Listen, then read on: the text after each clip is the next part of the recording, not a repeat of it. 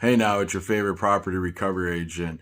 I feel like I left y'all a little bit hanging on this trilogy here with this eviction, this enraged eviction hell experience that I went through, and I just wanted to clear up a couple things. So I'm sure many of you are sitting there going, "Well, dude, what happened? What happened after the end of part three?"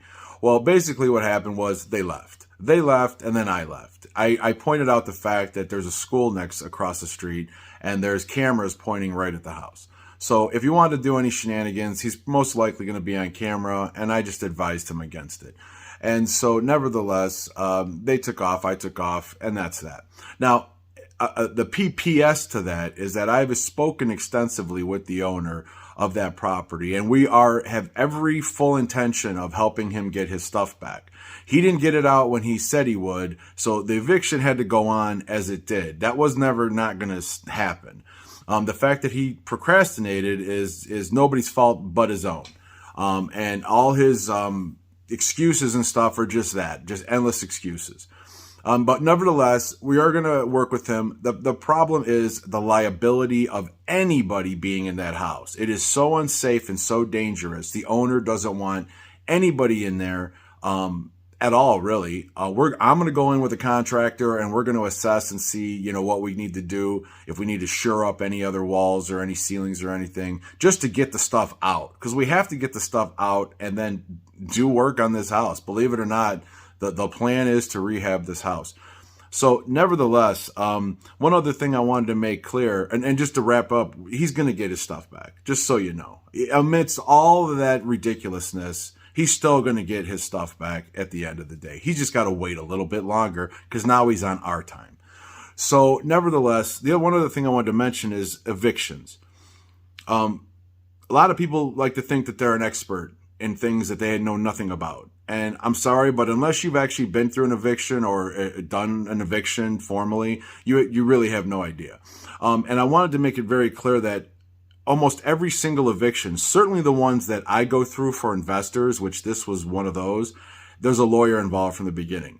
I met a lawyer some years ago working with an investor that specializes in evictions. And when we have situations like this where the tenant is being difficult and there's, a lot of stuff or whatever the situation is, the owner has the option, of course, to go for an eviction.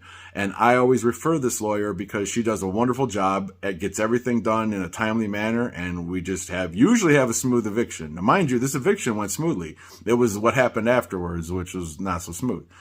So nevertheless, understand that Mr. Chuck Taylor here is following every letter of the law. I am being instructed by a lawyer on what to do. What I say and my rhetoric, if you will, my character and what I'm talking about is up to me. I can say whatever I want. I can walk away from the situation, or I could stand there and try to figure out what the hell is going on with these people. Some people think I'm trying to intimidate. I'm not. In fact, if you all recall, watch the video. Who intimidated who first? Who charged on who first? Remember, I was caught highly off guard with that whole thing. And I might even make another video talking about specifically why I do what I do in situations. A lot of people said, oh, I would have started fighting and getting, I would have whooped his butt and everything else. Listen, I mean, that's fine if that's what gets you off or whatever. But me, no, I'm a lover, not a fighter. I'm not out here looking for trouble. I just have to be prepared for it. And that's what I am. This particular day, I was not exactly prepared because they were not there. And I think they timed that out perfectly to wait till the police were gone, till the sheriffs were gone. So nevertheless, all these evictions are done with the guidance and instruction of a lawyer.